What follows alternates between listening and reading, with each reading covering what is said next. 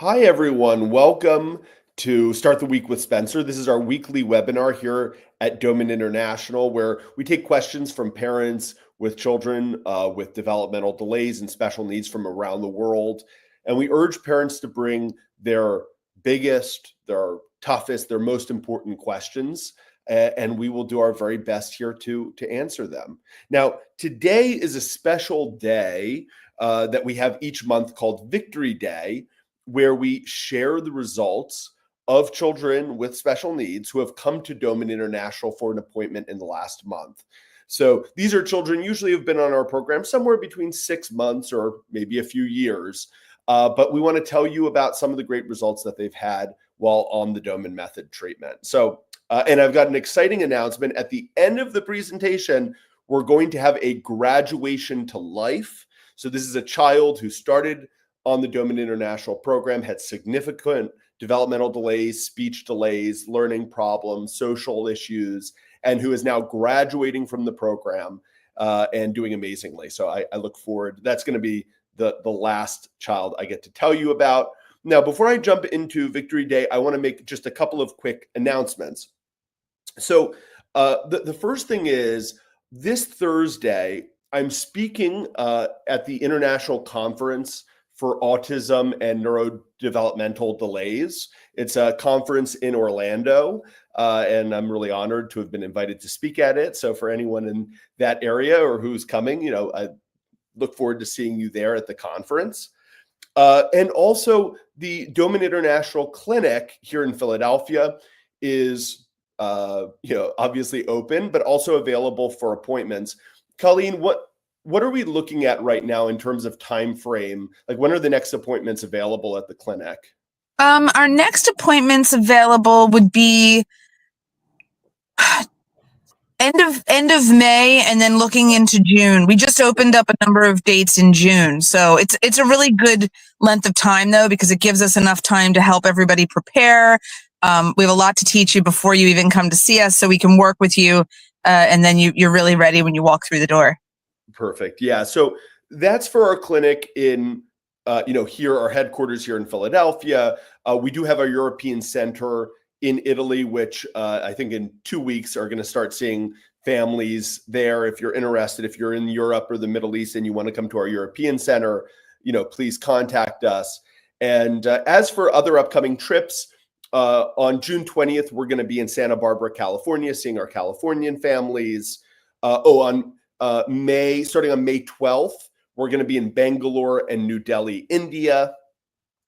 Trying to make sure I don't forget anything. And then I guess it's not until August where we're going to have trips again to Miami and also New Zealand and Australia.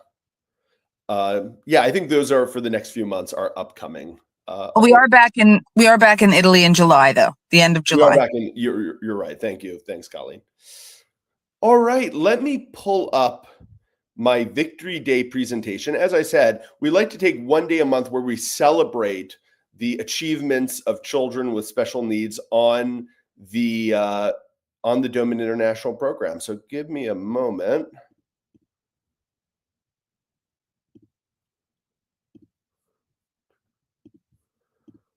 All right. And Colleen, can you just tell me, can you see the slide? I see the slide.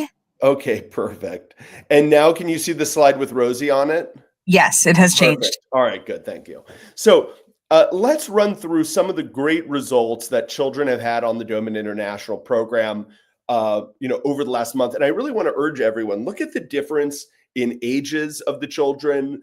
Look at the difference in diagnoses as we go through them, because these are children who might be very different in the symptoms that they're facing. So Rosie came back for her second appointment, and she had been diagnosed with Asperger's, also sensory hypersensitivity, and sensory processing disorder. So first of all, Rosie, in her 6 months on the program, she's had really good reading and writing progress. She's made incredible strides in her literacy skills, and now she's a fluent reader in 2 languages, her native language of Hungarian and also English.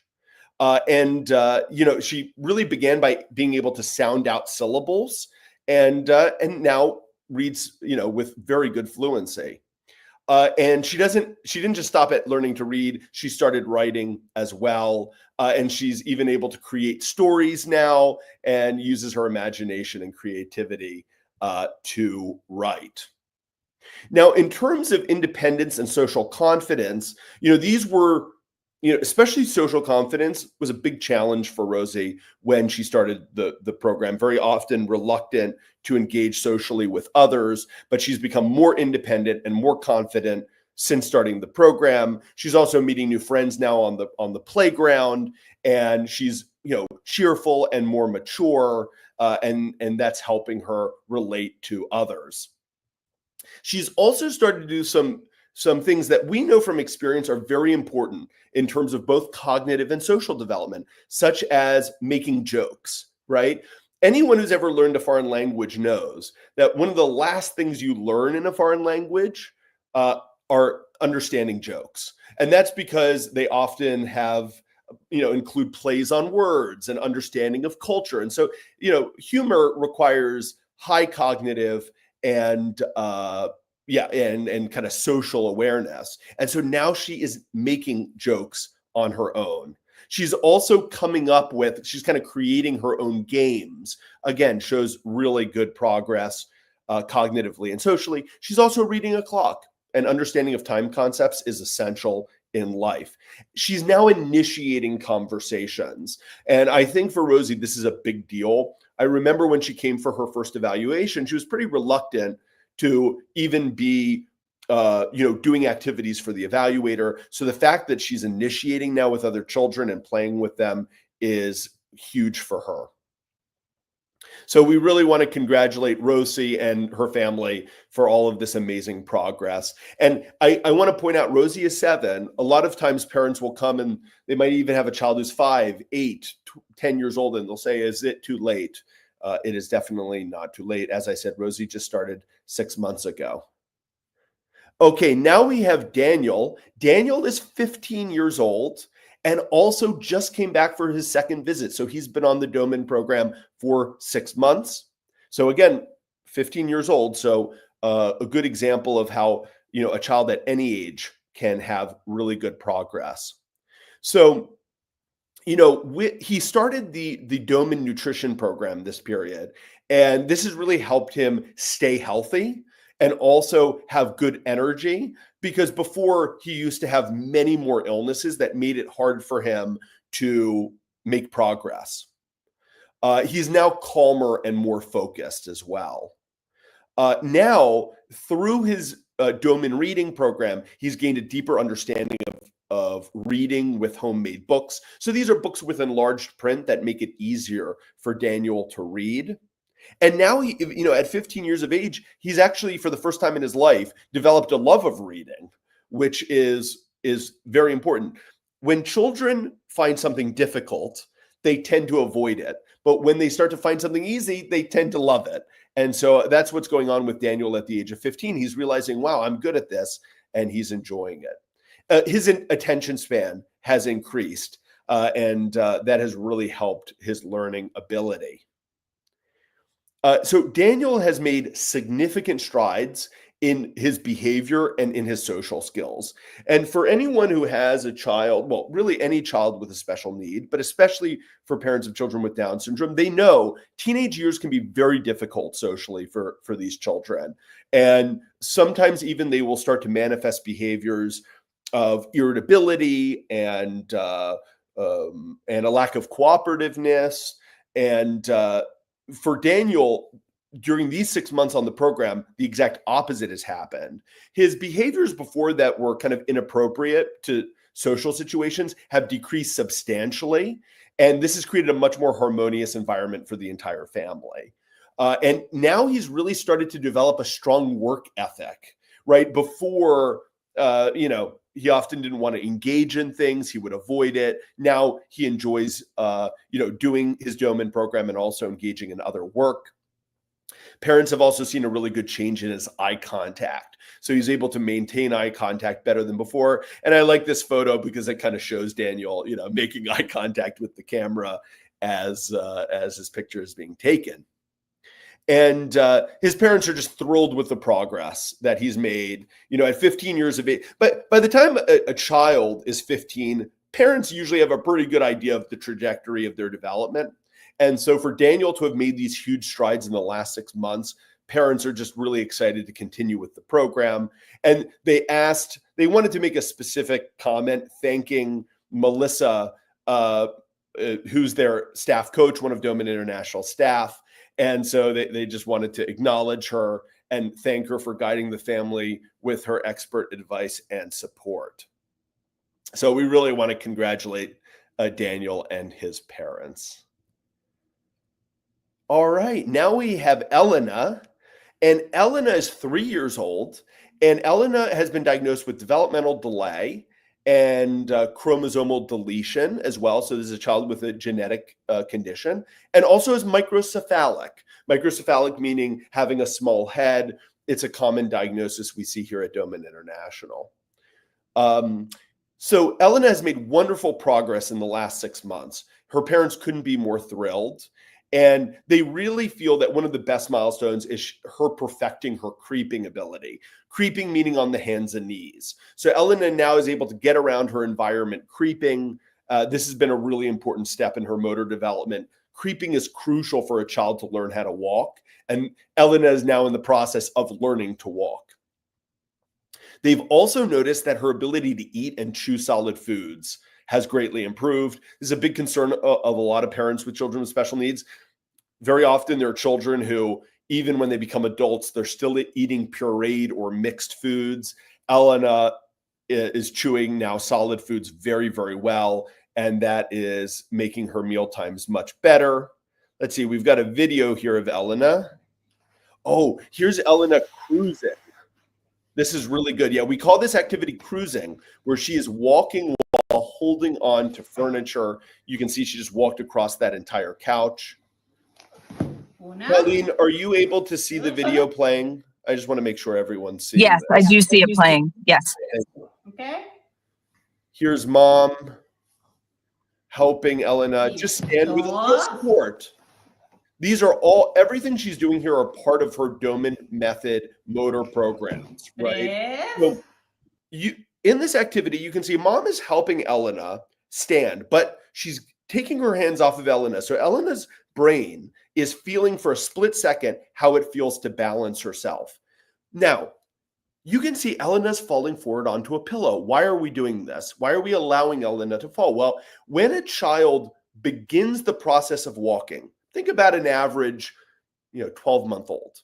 Many people don't realize 12-month-olds fall down about 50 times a day when they're walking, and they learn very quickly how to catch themselves. So, when you're learning how to walk, failure is a part of the process of learning, right? There's no such thing as someone who will learn to walk without falling. And so we're not just teaching we're teaching Elena's brain how to maintain her balance. We're teaching her how to fall so she'll be safe as she walks. So mom puts her in the standing position. She lets Elena stand there for a second, and then Elena catches herself. By the way, for anyone who follows Doman International's page on Instagram or Facebook, you've probably seen videos of Elena doing the program because mom does a great job of recording the progress that Elena has. These activities of cruising, crucial for a child to learn how to walk, right? So you can really see here Elena making some of these big motor achievements she's going to need to learn how to walk on her own.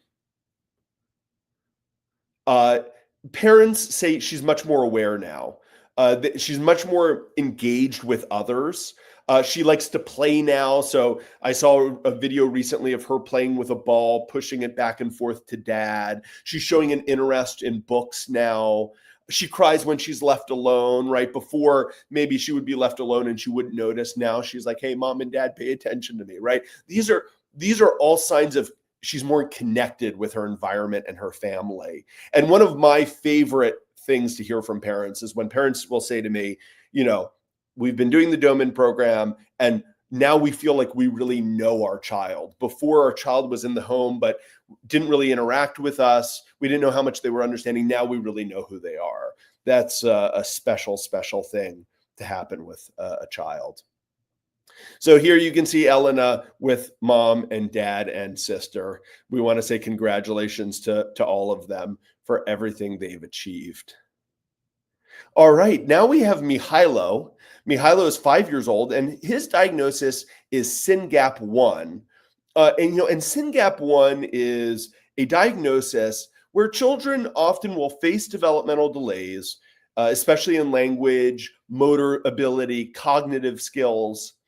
And it's very common, apparently, for children with this diagnosis to have cognitive delays, even epilepsy, like seizures, and behavioral issues. And so over the last 6 months, parents have implemented something which is part of the Doman speech enhancement program. It's part of our program to get children speaking more, which is called a language board. And a language board, you can see a picture of Mihailo's language board. This is probably one of the most filled language boards I've ever seen. Okay. So that board, you can see there are many sentences written there. Those are all sentences that Mihailo has said spontaneously. So what parents do, this is all part of the language board process. Every time Mihailo says something, they go up to the board and they write it down. So let's say Mihailo says, "Mom, I want water," for the first time. They would bring him over to language board and he'd say, "Mihailo, you just said, 'Mom, I want water.' That's amazing. Let's write it up on your language board." Okay. And so that brings Mihailo's attention to his speech, but more importantly, it makes him proud of speaking. And so we really find, many children with special needs are very self-conscious about their speech. But this program helps children become confident, which is what we want, right? The more confident the child is, the more they'll talk, and that's what we're trying to do. So his language board, you can see, reflects the many sentences he's now able to say. And this is a huge milestone, right?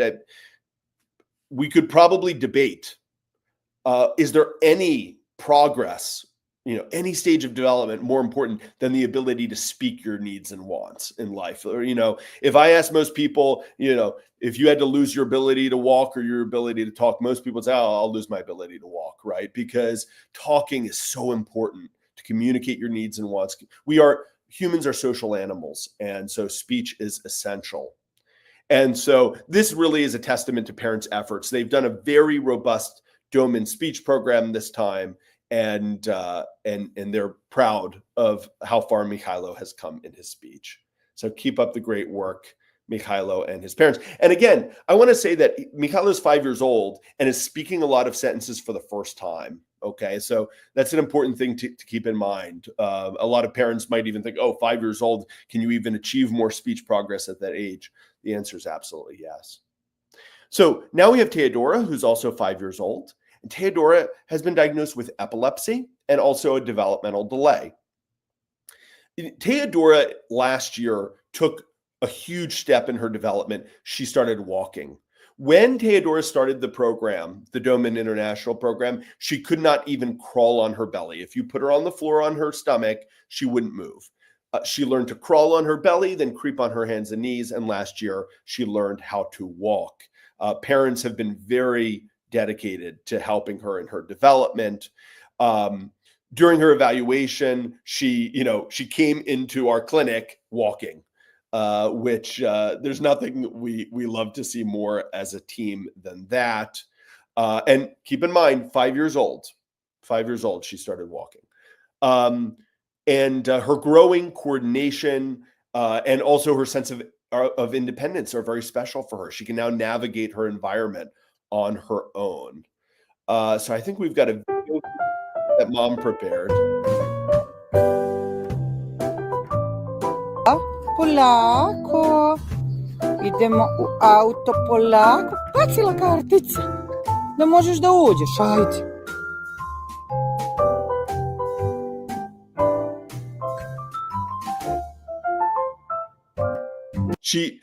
Theodora really likes food. She likes to be involved in cooking. So here you can see she's helping mom with making some eggs.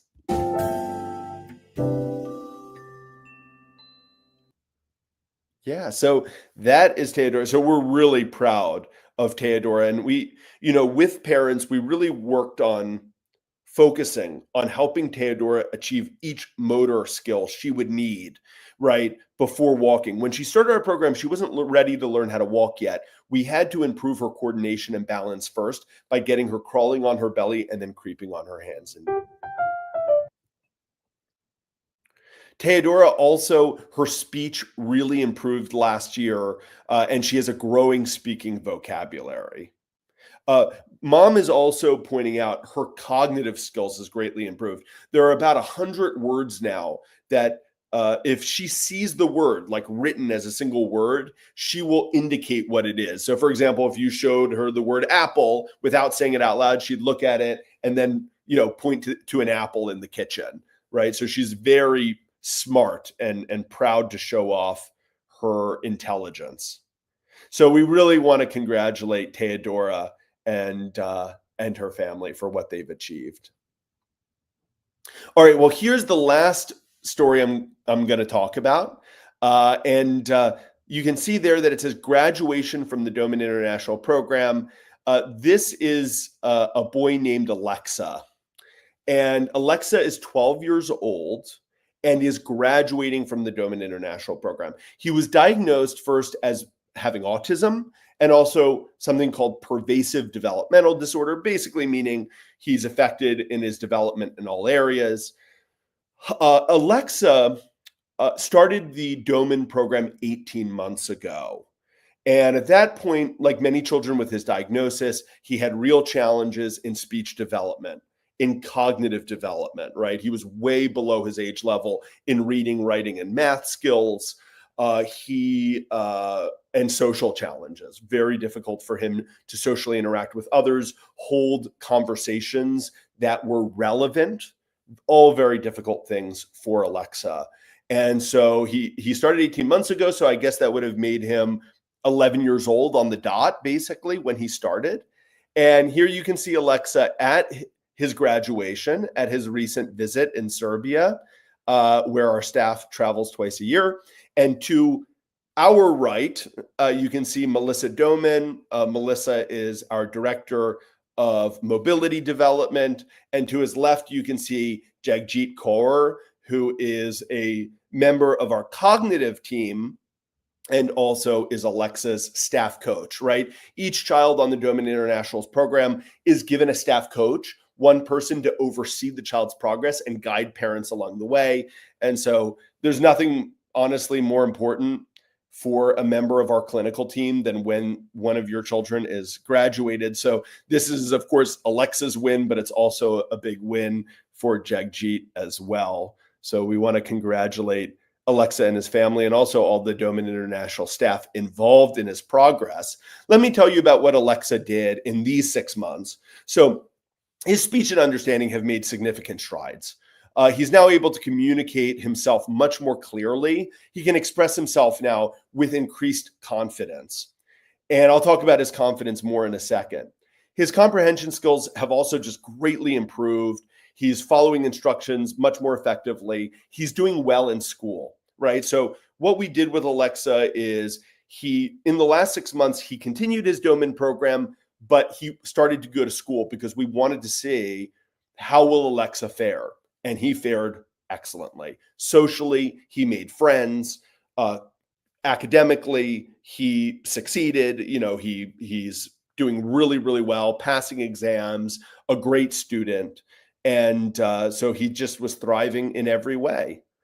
And here you can see in this photo, Alexa's very proud. He's holding up his graduation certificate that we gave to him at the appointment as he shakes Melissa's hand. He recently started Brazilian Jiu-Jitsu classes 3 times a week. For anyone who knows martial arts, you know that Brazilian Jiu-Jitsu is one of the most challenging martial arts to master. And so he's now doing those classes, and he's doing it with kids older than him. So he's not in like a special class. He's with kids who are older and even more experienced than him. And despite the age difference, he's been able to keep up with the lessons and demonstrate remarkable focus and coordination during those classes. And in terms of his independence, he is incredibly self-motivated. So he will finish tasks on his own. And that's a really special aspect of who he is. Here you can see in this photo, Alexa on our right, you can see mom in the middle. Very proud, of course. She's been the one who's done most of the work to help Alexa get to where he is. And then on the other sides of Alexa and mom, starting on the left, we have Tamara Cohen, a member of Doman International's mobility team. You have Nika Grgic, who's our representative in Serbia. And then you have Mirjana, who is one of Doman International's newest evaluators.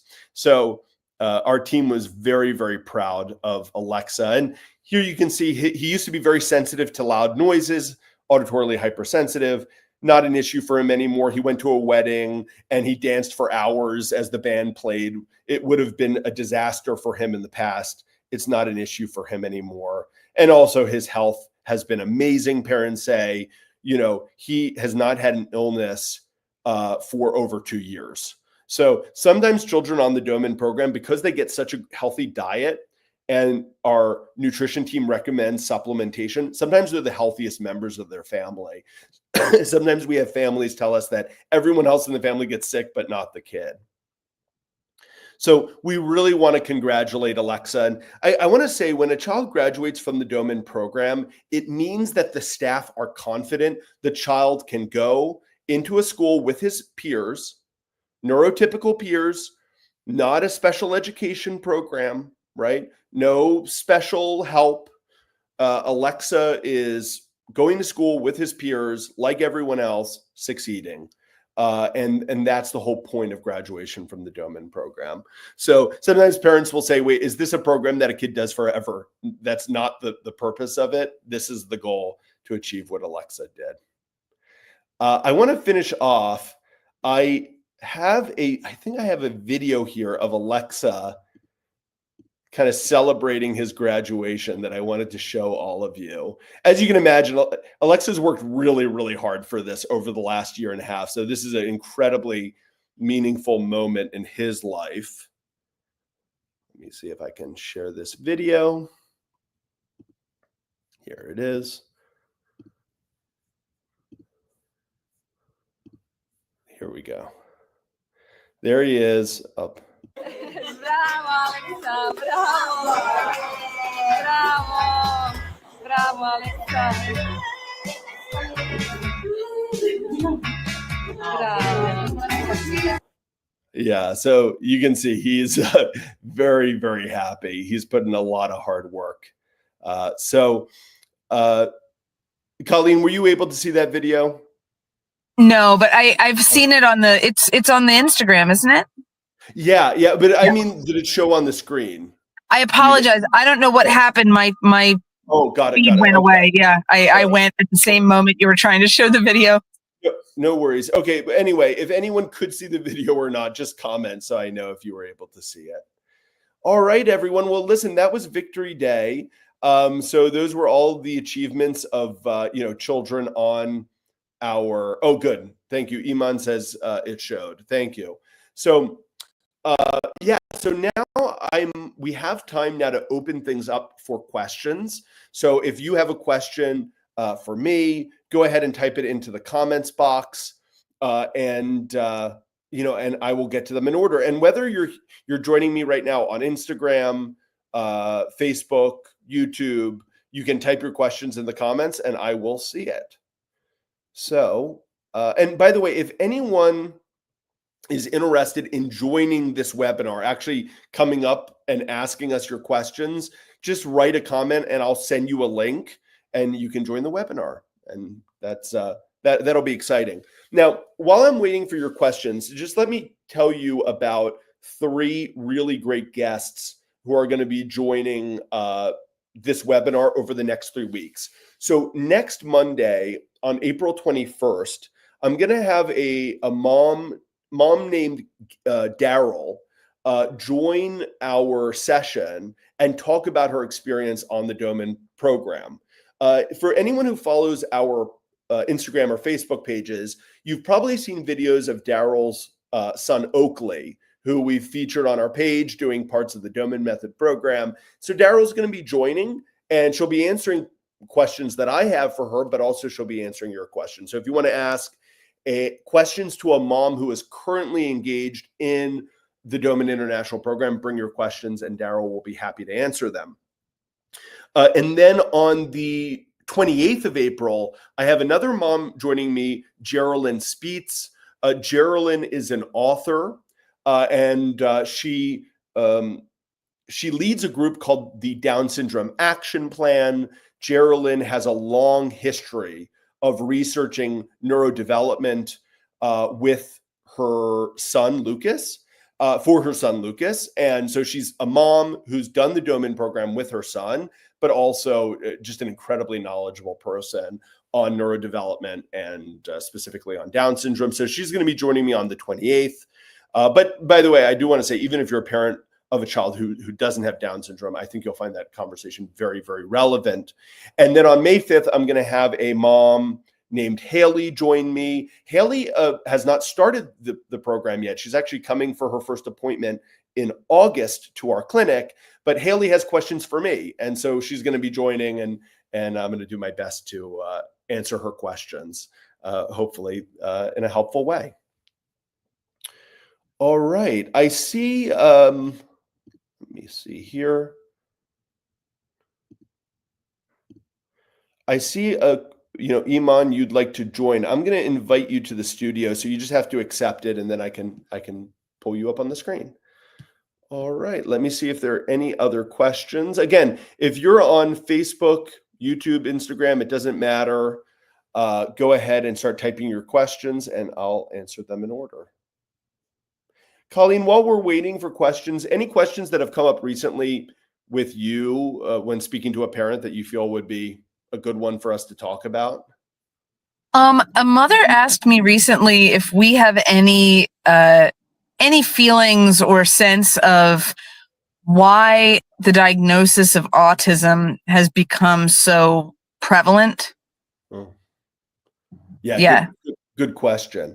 And it's an interesting question to come up now because the U.S. government has announced that I think in September, something like that, they're going to start releasing some of the causes that they think might be relevant.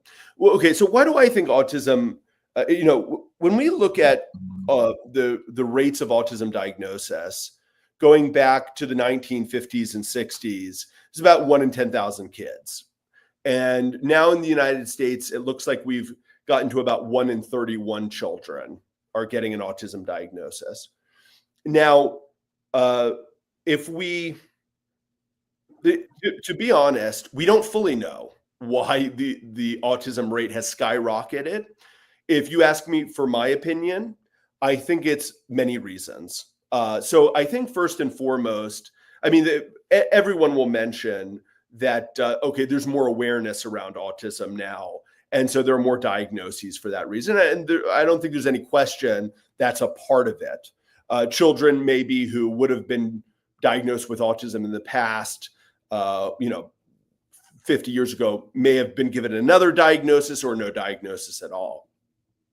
But I also feel, Colleen, there is a ton of evidence that shows that there are environmental factors that are relating to the increase in autism. The one that I just comes to me, off the top of my mind is, they did an interesting research study that showed that families that had young children that grew up next to farms where pesticides were sprayed had a very large, much higher likelihood of autism diagnosis than families who didn't grow up next to farms that sprayed pesticides.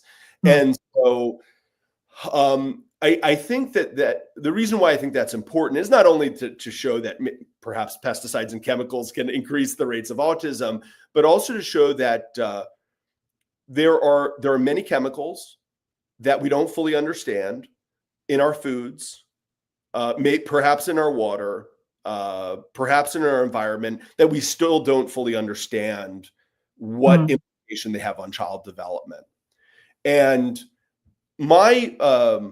I'm fearful even of, I saw some research recently that showed that sunscreen, for example, that pregnant mothers who put on a lot of sunscreen and then give birth to the babies, that the same chemicals in that sunscreen pass through breast milk, so you can imagine we just don't live in the same world we did 70, 80 years ago. And so there are probably all kinds of exposures. And sometimes those exposures are obvious. Sometimes parents will say, this happened to my child and we saw an immediate regression. And so sometimes it's obvious, but other times it's not. And sometimes parents don't know what it is. And sometimes we can't figure out what it is either. And what I say to parents is, kind of regardless of what the reason is, at a certain point in life, you have to focus on the things we can control, and what we can control is what are the things we can do with a child to help speed up their development. And so that's what we're more focused on. We'll kind of allow the researchers to figure out, exactly what all the causes are of the increase in autism. But yeah, we're focused on, okay, what do we do now to help this child learn how to speak, learn how to read, learn how to succeed in school. Good point. Yeah.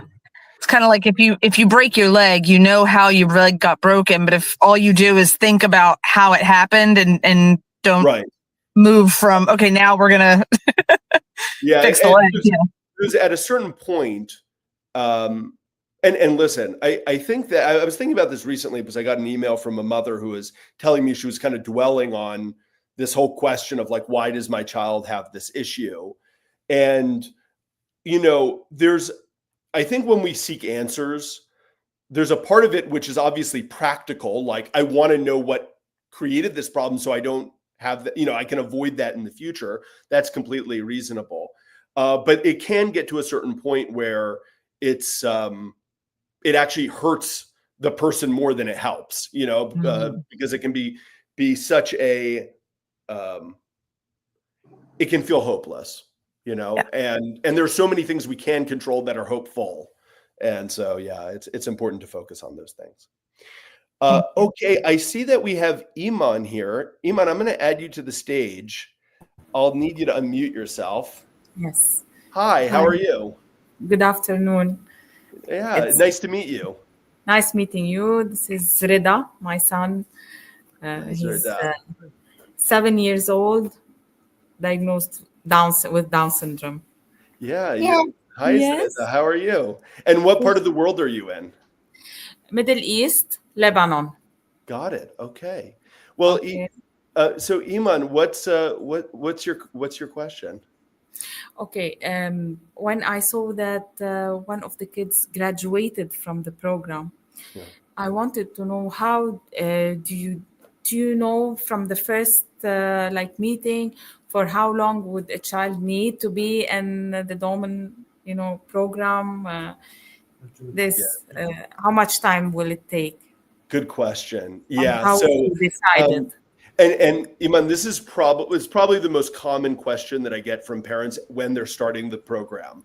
And so the answer is unfortunately not. There's no possible way that we could know with a specific child how much time they're going to need to graduate, right? So if I look back, and I remember Alexa, the child who graduated, I remember meeting him a year and a half ago. And, if someone had asked me at that point, will he graduate? I would have said, I don't know, hopefully, but I don't know. And how long will it take? I don't know, So, because unfortunately, there's still, even with treatment programs that are very effective, there's every child responds differently. Some children will have much faster results than other children. And so there's no predictive way to know exactly how long it would take. So we know along the way, right? Oh, yeah. Well, I would definitely say that after families get started with the program, yes, the most important thing, obviously, is to start seeing results, right? Where the child is starting to progress. Now, each child is different, but for some children, it might be in their speech development or cognitive development or social development, right? So for some children, it's practical skills like eating and independence. But the most important thing is to see progress, right? And then the family knows they're headed in the right direction. One of the things we always say is that, success creates motivation. So if you start the Doman program and you start to see success with your child, you'll be motivated to keep going, right? And then as the child progresses, usually it does become clearer and clearer, kind of like, okay, based on how quickly the child is progressing, how soon we are to graduation. So like, to give you an example, Alexa graduated at this visit, but even 6 months ago, I said to the mom, I think, he's going to be ready to graduate in 6 months. Actually, I even said to the mother 6 months ago, maybe we should graduate Alexa. And she said, no. He's still got these kind of tiny things we need to work on. And so she was the one who actually kind of pushed for 6 more months on the program. But yeah, to answer your question, usually it's along the path of that specific child where you start to realize, okay, based on this time frame, when the child might actually graduate. Okay. One more question, please. Sure. I'm reading the book From Special Needs to Wellness. Okay. So it talks about the 3 pillars of the program. Okay. Yes. That- Accessible. Yes. Okay. So do you start these 3 together, or depending on the case itself of the child, how it is, you go with it? Yeah, great question. Together, or there is Generally, no, we don't start the 3 of them together. So usually we will start focusing first on physiology with a child. So for the first maybe month on the program, when I say physiology, I mean nutrition. And then we also have a respiratory program. There's a short chapter in the book that talks about the oxygenation program. So usually we'll start with nutrition and oxygenation first. Then we'll usually layer in the physical, the mobility part of the program. And then third, we add in the cognitive parts of the program. And sometimes that surprises parents because they say, some parents will even say, my child's cognitive issues are the biggest issues, comprehension, speech. Shouldn't we start with that? But we actually find we get the best cognitive results when we've already begun the kind of nutrition, oxygenation, and physical parts of the program, because all of those parts of the program are also important for cognitive and speech development. Yes, but it does make more sense when you talk about the nutrition first, because we're clearing the body and Correct. getting it ready to. Absolutely. Yeah, because there's such a important connection between the gut and the brain. Because, outside of the brain, so we have brain cells, which are called neurons, but there are neurons throughout our body, which are constantly relaying information to the brain. And so inside of our gut, we have hundreds. Yeah, there you go. Yeah, you're on that part of the book. Good.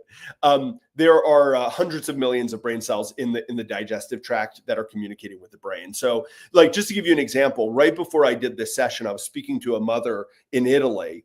Her child also, this child happens to have an autism diagnosis, but she said that in the last month, with certain changes in supplementation that our nutrition staff had recommended, her child's hyperactivity dropped by half, right? So this was a child who not only was he very hyperactive, like constantly moving, he fixated on things. So, he would see something that upset him and he would literally talk about it for like hours at a time.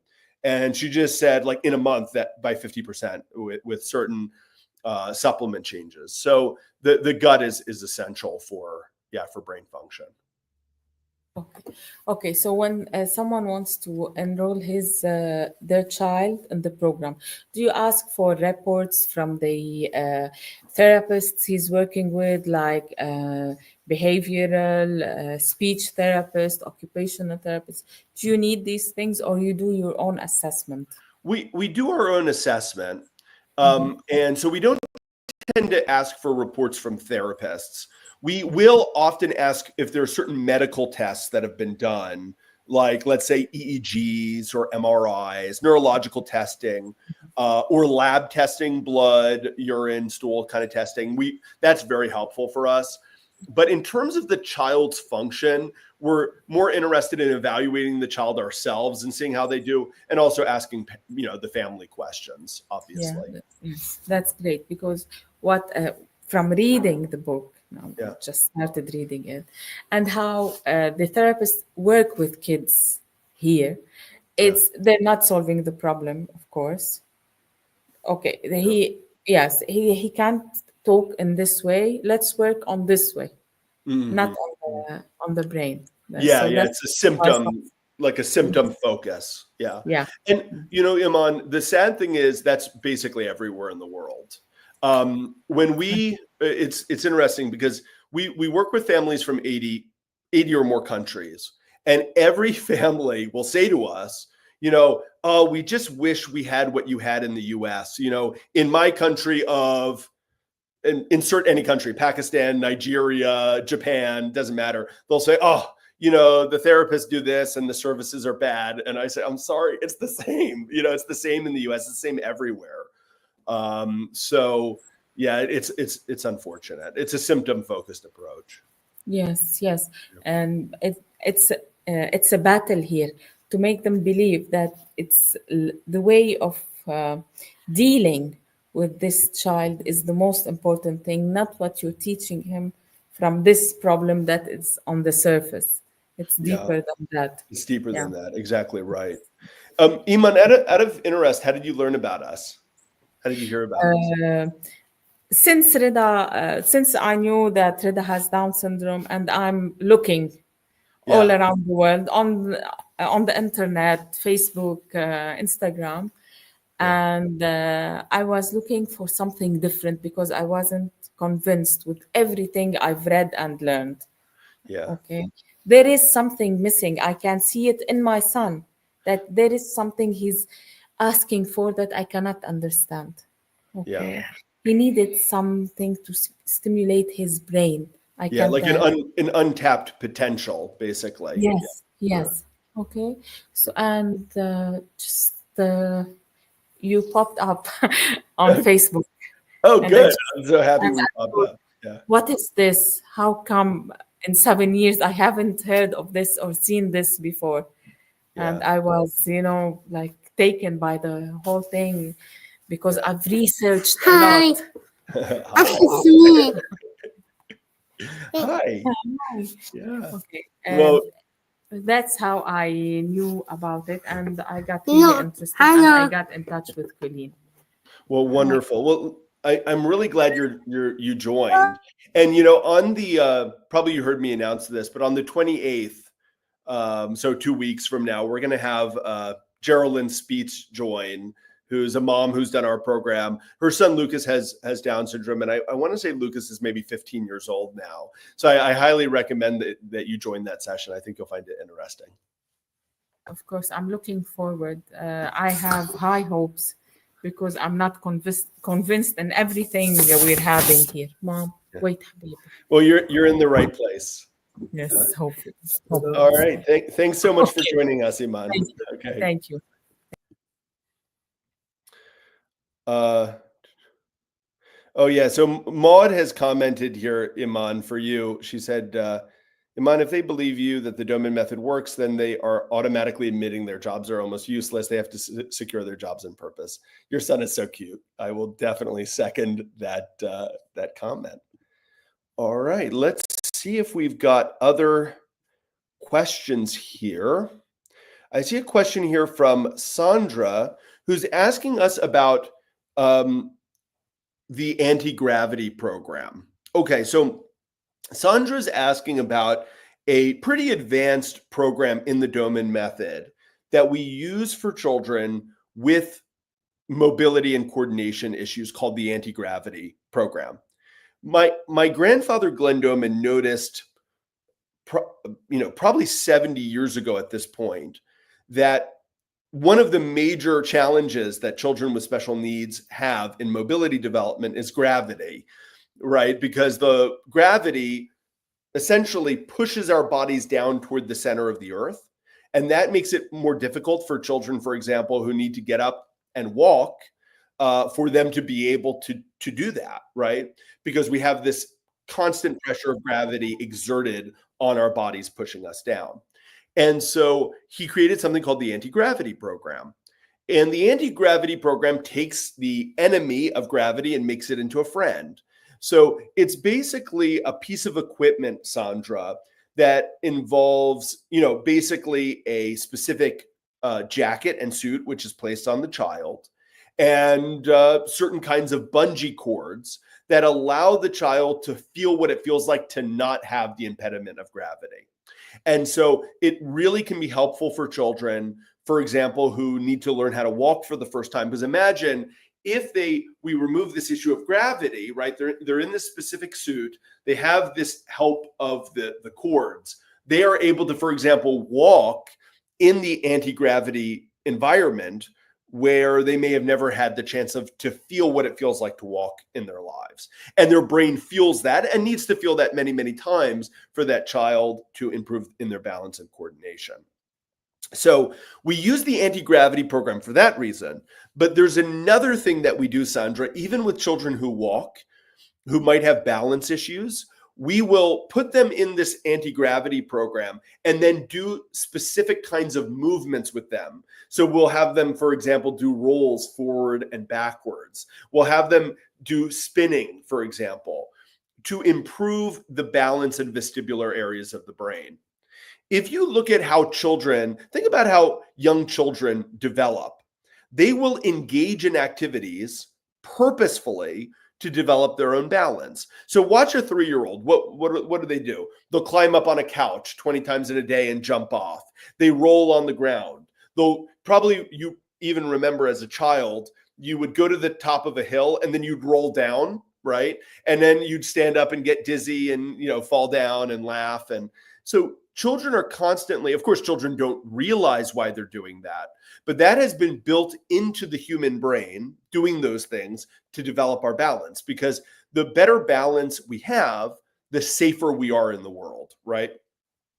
And so, but the problem is many children with delayed mobility development never get that experience, right? Think about how parents often with children with special needs interact with the child. Usually they'll interact like the child is fragile. So they carry the child everywhere, right? They don't flip the child around and spin them around and, and understandably so. But the issue is that child's brain is lacking on a lot of the stimulation that a neurotypical child would get, because they would be running around, jumping, climbing, spinning, and turning. So what we do with the anti-gravity environment is we give the child the experience of having those experiences, and by doing different kinds of spinning, rolls, we actually develop those balance areas of the brain. It really helps with helping the child walk better, run, become more coordinated. Good question, Sandra. All right, everyone, we still have time. If you have any questions on Instagram, I see we have a lot of people joining us on Instagram, Facebook, here in the webinar. Go ahead and type your questions into the comments box and we will get to them in order.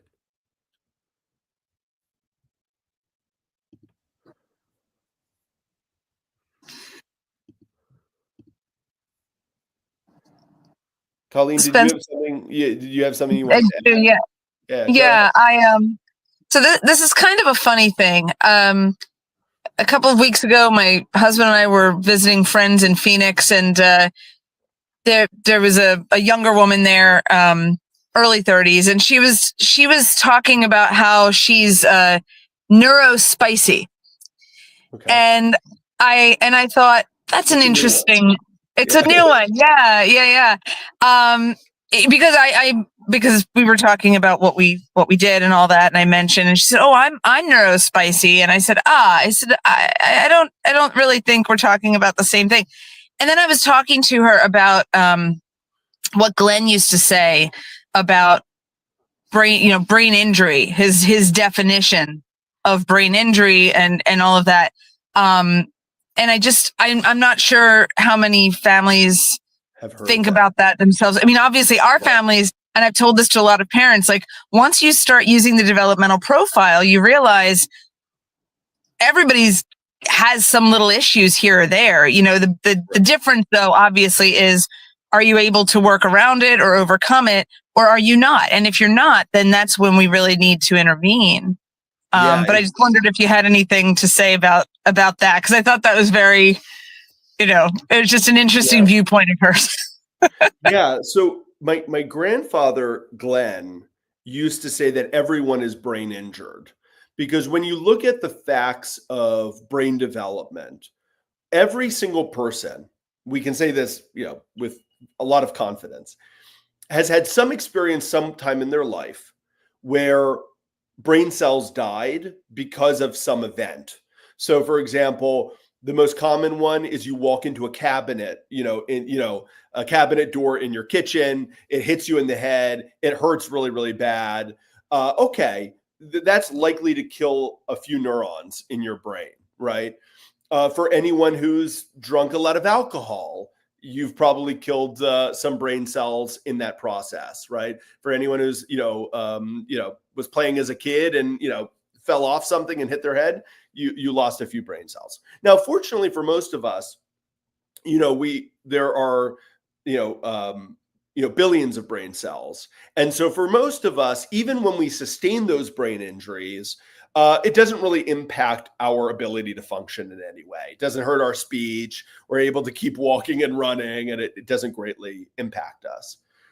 It's only when an injury is enough to stop us from doing the things we want to do that you would maybe receive a diagnosis of a traumatic brain injury. Now, when we look at children, and most of the children that we see at Doman International don't have an obvious event, let's say, that led to a brain injury. For many of them, they were born, with the condition that they were later diagnosed with. Maybe they receive a diagnosis of autism or developmental delay, or it might be a genetic condition like Down syndrome. But all of these children, whatever the situation is, at some point along the line, their brain was injured, right? Neurons died. The brain cells died, and their ability for those brain cells to make connections were impacted. And so that's why my grandfather used to say with confidence, everyone is brain injured. The only thing that matters is, did the injury impact your ability to do the things in your life that you want to do? And if the answer to that is yes, then okay, then probably it's something that needs treatment. But for most of us, the answer is no. Like, to give you one example, Colleen, I was once sitting around with, I was kind of at a party. There were maybe 12 or 15 people in the room with me. They didn't really know anything about what I did, but one of the people was asking me about my job. And so they asked me a very smart question, which is what's one of the most common, correlations, like what are the most common factors that could lead to brain injury or a special need? And I said, well, prematurity of birth is a pretty common one. Many children we see are premature. And one guy in the room piped up and he said, I was about 6 weeks premature. And someone else said, oh yeah, I was a month premature. And about half of the people in the room were premature. But they were all leaving successful, functional lives. And what I realized is, okay, yeah, prematurity can lead to a special need, can lead to brain injury. But the truth is, for most people, the brain is so resilient. I'm sure those people lost brain cells in the process of being born 6 weeks, 8 weeks premature. But the brain is so resilient, it was able to deal with it. So, my grandfather used to say everyone is brain injured because I think he realized that people with brain injuries are not inherently different from the rest of us. He used to say, this is a child with a brain injury. This is not a brain injury who happens to be a child. And it's interesting now because so many of the practices that he came to intuitively, like now you'll hear in the practice of working with kids with special needs, you should use something called child first language, right? So they'll say, you should say like, this is a child with autism. You shouldn't say this is an autistic child, right? Because child first. And I find that very interesting because my grandfather was saying that 50 years ago, because he felt these kind of mindset things were important. He felt very strongly everyone's brain injured. And for that reason, there's no reason that anyone needs to judge a brain injured, special needs individual, because we're all there just somewhere on that spectrum. Yeah, exactly. Thank you. I appreciate that. Sure. Yeah. It's a really good topic that we don't get to talk about a lot. Yeah. Myra's saying forever grateful to all of you. Thank you, Myra. I hope you're doing good. I hope the whole family is well too. It's great to see you joining these sessions. Oh, Maud, thank you very much. Thank you. I really, really appreciate that. Oh, you have framed photos of Glen Doman and Temple Fay. Maud, even I don't have a framed photo of Temple Fay. I feel like I need one now. All right. By the way, for anyone who doesn't know, Temple Fay, so my grandfather Glenn got started working with children with special needs. Oh, I'm realizing we're out of time, but I'll finish off with this. Started working with children with special needs and developmental delays in the 1950s. His main mentor was Dr. Temple Fay, who was the chief neurosurgeon at Temple University Hospital, which is, one of the main hospitals here in the city of Philadelphia. And Temple Fay and my grandfather were kind of perfect. Temple Fay was the mentor, and my grandfather was the physical therapist who was just starting his career. But my grandfather saw that he was a brilliant, kind of like once in a generation kind of mind. And Temple Fay quickly realized that a lot of his, I guess, neurosurgery students and residents weren't as impressive as my grandfather. And so they really became close. And Temple Fay is actually best known for his use of hypothermia in heart surgery. So he realized that if you reduce the temperature of the human body during surgery, you can increase the likelihood of survival greatly. So just to give you an idea, I believe this was, I don't know if this was in the 30s or in the 40s, but he began by, in the wintertime, he'd open up the windows of the patient's rooms who were about to go into surgery in the winter in Philadelphia when it's, below freezing very often. And then when he started to see good results from it, he, I believe, started to pack patients in ice. At this point, I don't know, I'm sure at least hundreds of thousands of lives have been saved because of what Temple Fay did. And my understanding is also one of his hypothermia chambers, I think, is in the Smithsonian Institute in Washington, D.C. So he was really best known for that, but he had a huge impact on my grandfather's work. And unfortunately, Temple Fay, like a lot of geniuses, was attacked in his lifetime. He was, I think he was even eventually fired because like what he was doing was too, I guess he saved too many lives. I guess that was the problem. Like most geniuses, he was attacked a lot by other people in his profession. All right, Colleen, anything else you want to add before we end off? No, I think that's it. Just as always, if anyone has any questions about our programs or, planning for an appointment, definitely want to hear from you as soon as possible, even if you're thinking months from now, because we've got a lot to do. And I want to make sure that you get a spot. So you can email me at info@domaninternational.org. That's my direct email. Or you can message or call me at 1-814-232-8668. For the next day or so, though, I would favor email, only because I just got a new phone and I have to transfer contacts over and things. So I don't want to miss your message. So yeah, or you can always direct message us on the social media. I see all of those as well. Great. Yeah, I threw Colleen's email address up there if you want to reach her. I really appreciate a lot of beautiful comments from everyone coming in. Thank you, Myra. Thank you, Patty. I really, really appreciate it. I have one last question here, actually from Annabella, who's asking, could you comment a little bit on the conference you're coming to do in Florida? Yeah, so I'm coming to a conference on Thursday in Orlando called the International Conference for Autism and Neurodevelopmental Delays. They invited me to come and speak. Annabella, it'll be a short presentation because it's a conference. You know, I think I have 20 minutes, and then there's a question and answer session at the end. I probably shouldn't be saying this, Annabella, but for someone like you, I don't think you're going to learn anything new in the conference because you know a lot more about the Doman method than anyone else who I'm going to be talking to in the room. So it's going to be a very an introduction to our work, for parents and professionals who don't really know much about what we do. So I'd love to see you, but I also I don't want anyone traveling afar if it means you're just going to hear things you already know.